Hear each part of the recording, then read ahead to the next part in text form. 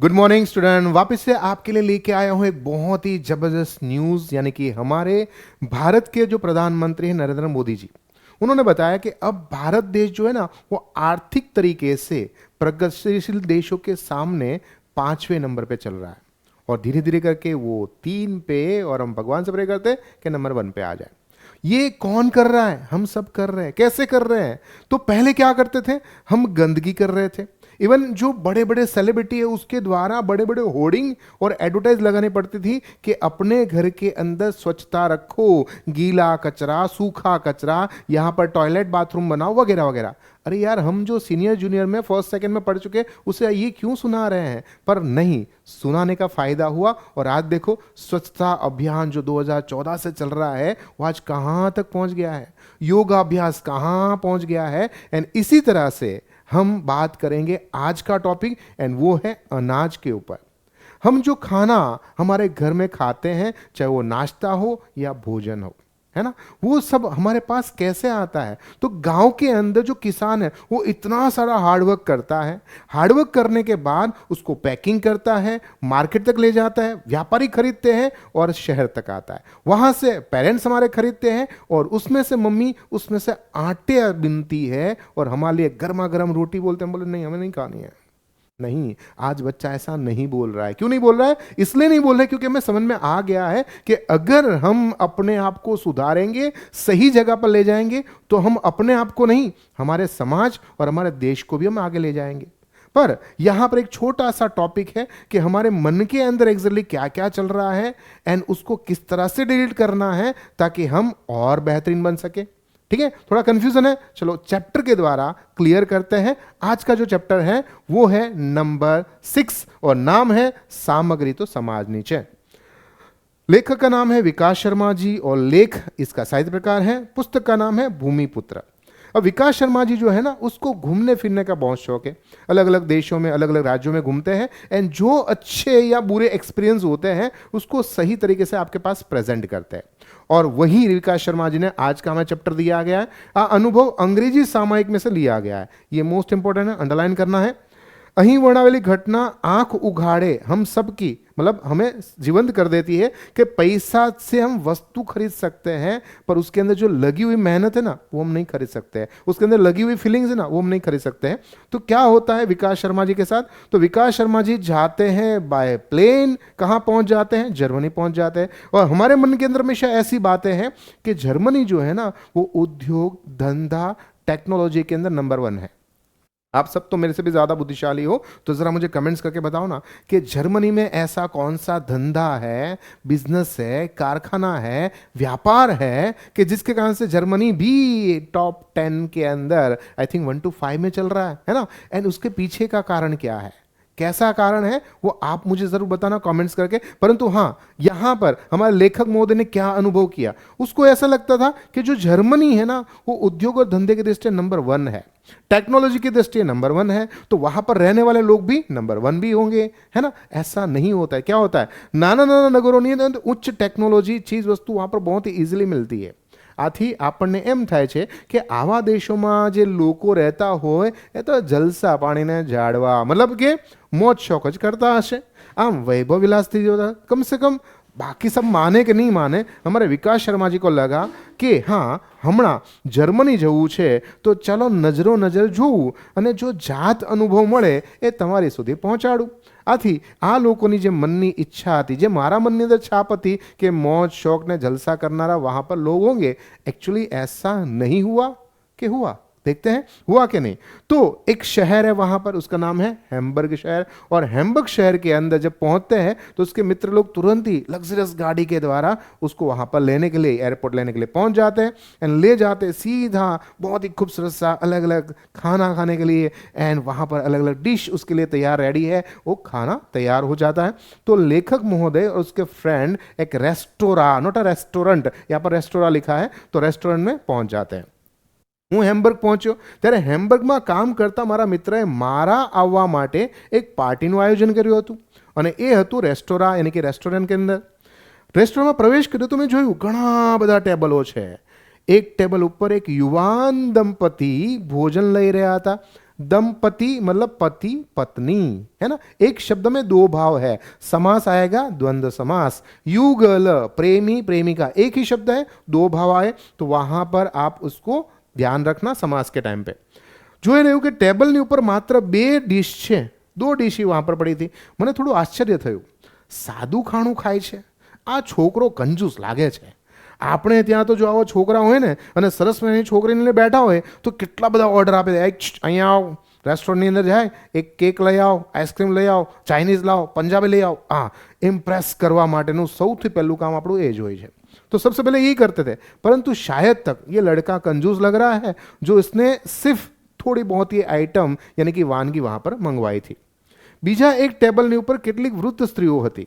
Waiter આવે એટલે એની પાસે દરેક ડિશમાંથી જેટલું પણ વાસણની અંદર હોય वो सब कुछ खा लेती थी વૃદ્ધ સ્ત્રીઓ, અને પછી કંઈક નવું જોઈએ તો વળી પાછું મંગાવતી હતી।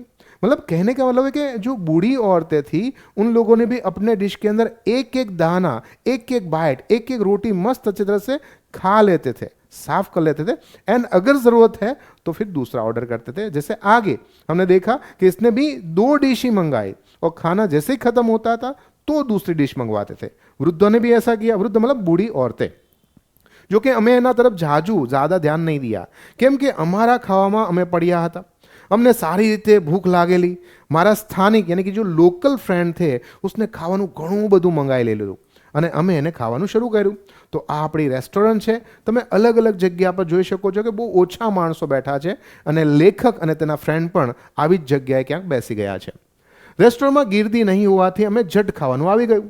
અમારે બીજું પણ કામો હોવાથી અમે ખાણું જલ્દું પતાવી દીધું અને અમે ઉઠ્યા ત્યારે લગભગ નહીં તો પણ જેટલું મગાવેલું હતું એ ભોજનમાંથી तीसरे भाग का यानी कि 30% जो हिस्सा है वो भोजन हमारी डिश में ऐसा ही पड़ा रह गया।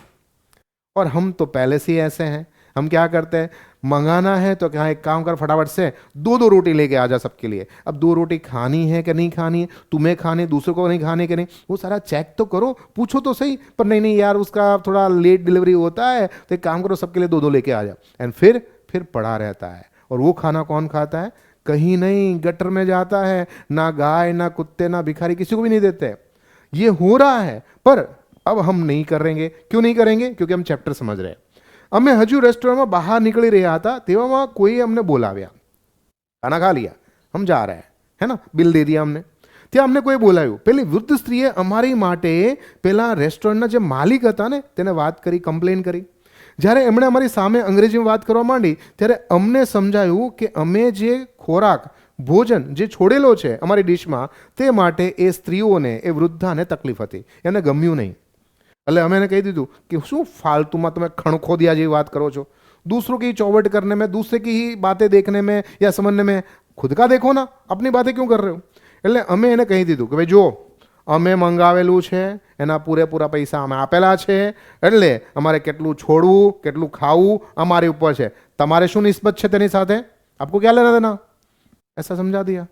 अब बूढ़ी जो औरत है उसको आया गुस्सा, एंड बात अब सही रखने की शुरुआत कर देते। तुरंत ही पता नहीं उसने कहीं से फोन लिया एंड फोन उठा के किसी को फोन कर दिया, एंड वो किया था सोशल सिक्योरिटी यूनिफॉर्म पहने हुए ऑफिसर को। પેલી વૃદ્ધ સ્ત્રીએ ગુસ્સો થઈ ગયો, તેમાંથી એક જણીએ પોતાનો ફોન કાઢ્યો અને કોઈની સાથે વાત કરી। થોડી વારમાં સોશિયલ સિક્યુરિટી ઓફિસર પહેરેલા, યુનિફોર્મ પહેરેલા બે સરસ મજાના આવી ગયા।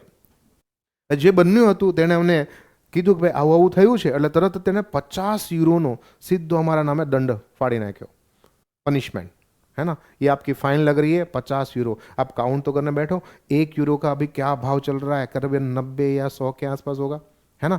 और उस हिसाब से अगर 50 काउंट करने जाए तो 5000 नहीं खाने का, खाने का नहीं खाने का, है ना। અમે શાંત રહ્યા। સ્થાનિક મિત્રોએ 50 યુરોનો દંડ ચૂકવી દીધો, એની પાસે ફરી પોતાની દિલગીરી એટલે માફી માંગી। પહેલા ઓફિસરે કડક અવાજમાં મક્કમતાથી એમને કહ્યું, તમને જોઈતું હોય ને તેટલું જ મગાવો, તમે ખાઈ શકતા હોય ને તેટલું જ મગાવો, નો ડાઉટ પૈસા તમારા છે, પણ આ સાધન સામગ્રી છે ને એ સમાજની છે, ये समाज इसको इकट्ठा करता है। वो देखो जरा किसान को, देखो जरा काम करने वाले वर्कर को, जो इतना सारा मेहनत करते हैं तब जाके हमारे पास ये खाना आता है। आ दुनियाમાં હજુ એવા લોકો છે જેને આ બધા સાધન સામગ્રીનો તીવ્ર અભાવ છે, માટે આ સાધન સામગ્રીનો જરી બગાડ કરવાનો તમને કોઈ હક નથી। तब जाके रियलाइज हुआ कि ये देश इतना प्रोग्रेसिव क्यों है। हम सब उसके वैभव, विलास, सुख सुविधा को ही देखते हैं, पर उसकी थिंकिंग नहीं सोचते हैं कि भाई वो कैसे जी रहे हैं, उसका जीवन जीने का तरीका कैसा है ना। कहते हैं ना कि जो कैशियर होता है बैंक के अंदर, पूरा दिन इतना सारा पैसा आता है उसके पास, पर उसमें से सैलरी इतनी ही आती है ना। उसी तरह से आपके पास इतने अच्छे विचार आते हैं, पर उसमें से सिर्फ इतने ही अच्छे विचार नहीं, इतने सारे विचार कर दो तो आपका जीवन बहुत अच्छा हो जाएगा। तो कहने का मतलब है इन लोगों के पास बहुत सारा पैसा है, सुख सुविधा सामग्री है, पर उसके साथ अच्छे विचार को भी वो अप्लाई करते हैं। एंड वही कारण है कि मौज शौक का जीवन इसको कहा जाता है। इसलिए लिखा है कि અમે છોભીલા, અમે શર્મિંદા હો ગए, અમે એની સાથે વાતમાં સાચી લાગી। આવા ધનવાન દેશોના લોકોનું આવું માનસ, ऐसा विचार होगा, मुझे अपने आप पे शर्म आने लगी। खरेखर આપણે આવી બાબતને ગંભીરતાથી વિચાર કરવો જોઈએ। આપણે તો ધનવાન નહીં, પરંતુ દેશના નાગરિક છીએ। આપણા દેશ વિશે તો આપણે વિચારવું જ જોઈએ ને। તો આપણે આવી રીતે અભાવથી નહીં, પરંતુ આપણે આપણા જીવનમાં આવા કેટલા બધા લોકો જે આપણી નજરની સામે આપણે પરેશાન થઈ રહ્યા છે, આપણી આંખ ઉઘાડતી નથી, ખોરાકની ચીજ વસ્તુ તો આપણે કેટલી બેફામ બગાડ કરી રહ્યા છીએ। અને આ ઘટનાને हमने बराबर पाठ भणाव्यो। तब से हमने फाइनल किया कि आज के बाद इस तरह से हम अपना कभी भी अनाज को खराब तरीके से, गलत तरीके से वेस्ट नहीं करेंगे। और गलती से अगर वेस्ट हो जाता है ना, तो जो जरूरतमंद है उसको जाके दे के आ सकते हैं, उसमें क्या गलत है ना। આવી ખોટી આદત સુધારવું જોઈએ, એ બોધપાઠ हमने प्राप्त किया। અમને જે દંડ ભર્યાની ટિકિટ મળેલી હતી, जो फाइन मिला था, तेने हमें फोटो एस्टेट नकल बनाई, यानी कि जेरोक्स कॉपी बनाई, और उसकी याद के हिसाब से मैंने अपने घर की दीवार पे लगाया, ताकि आज के बाद जब भी मैं खराब तरीके से अनाज का बगाड़ करूं तब मुझे ये बात याद आए। ओरडानी दीवार पर लगाई दीधी અને અમને કદાચ કાયમ ઢંઢોળવા માટે ક્યારેય કશું કોઈનો બગાડ નહીં કરીએ, इस बात का मुझे बोधपाठ मिला।